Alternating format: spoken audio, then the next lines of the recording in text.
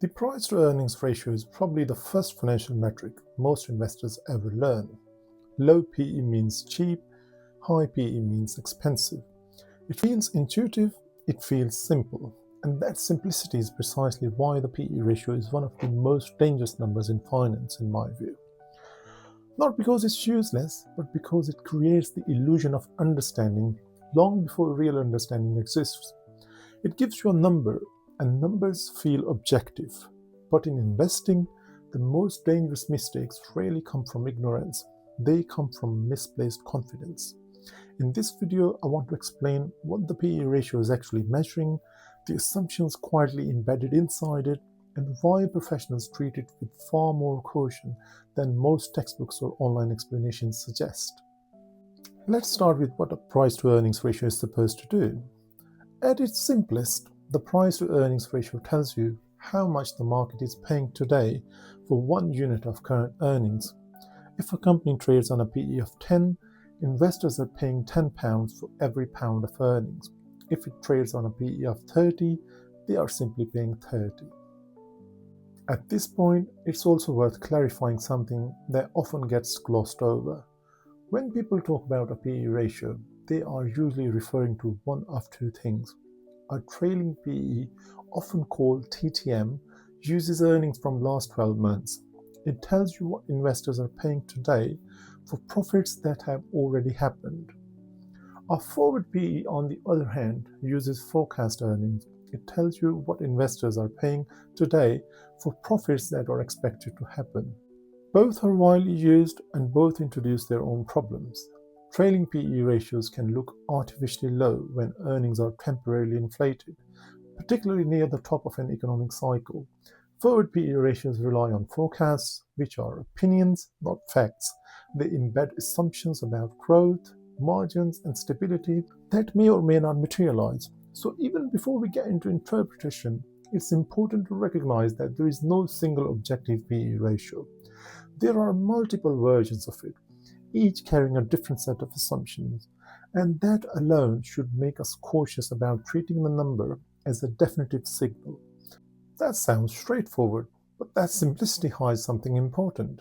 When you buy a share, you are not buying last year's earnings, you are buying a future stream of cash flows. The PE ratio compresses that entire future into a single backward looking number. Originally, this made sense in a very specific world. Stable businesses, predictable demand, limited competition, slow technological change. In that environment, earnings were relatively persistent. So paying 10 or 15 times earnings was a reasonable shorthand.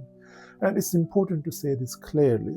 The PE ratio is not nonsense. It's not irrelevant at all. The danger comes from how confidently it is used outside the environment it was originally designed for.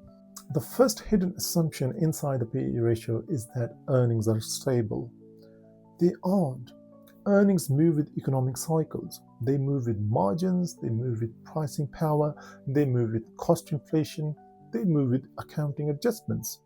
The price in the PE ratio updates every second. The earnings number is backward looking, adjusted, and often temporary. This mismatch matters. When investors compare PE ratios, they often assume they are comparing like with like.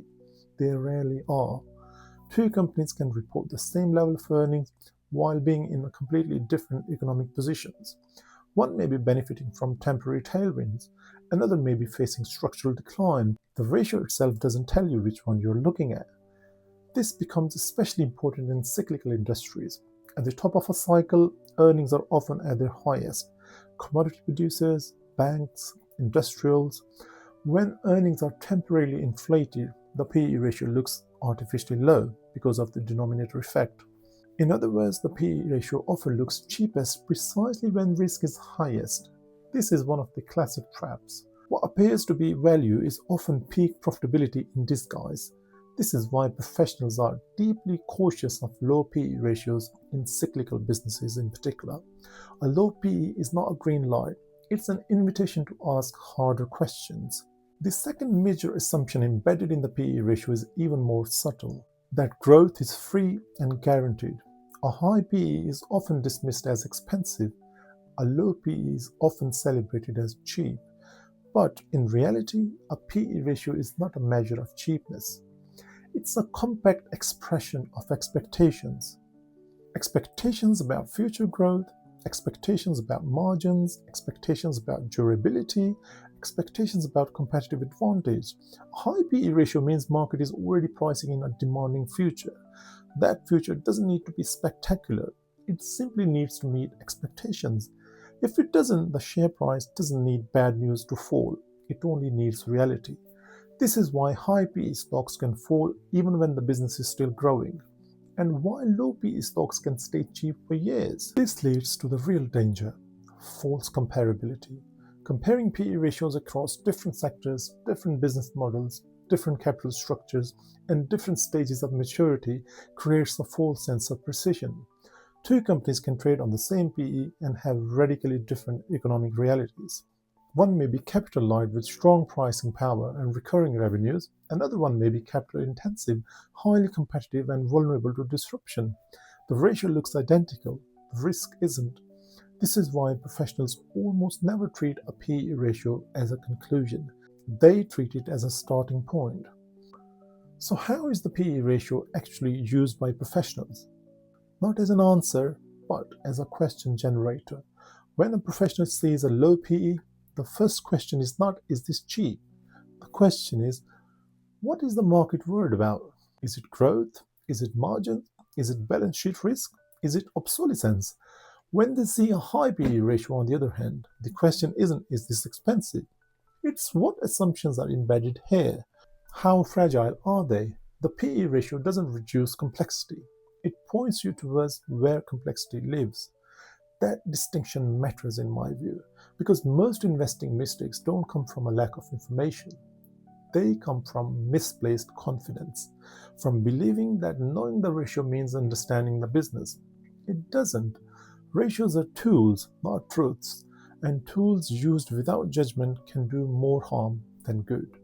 In the next few videos, I'm going to apply this same skeptical lens to other familiar metrics: return on equity, free cash flow, EV to EBITDA, margins, working capital, not to dismiss them, but to understand where they illuminate reality and where they quietly distort it.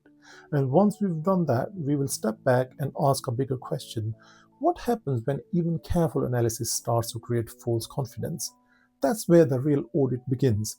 If this way of thinking resonates, not shortcuts, no formulas, but judgment, then this channel is probably for you. Subscribe if you want to keep building that lens. All the best.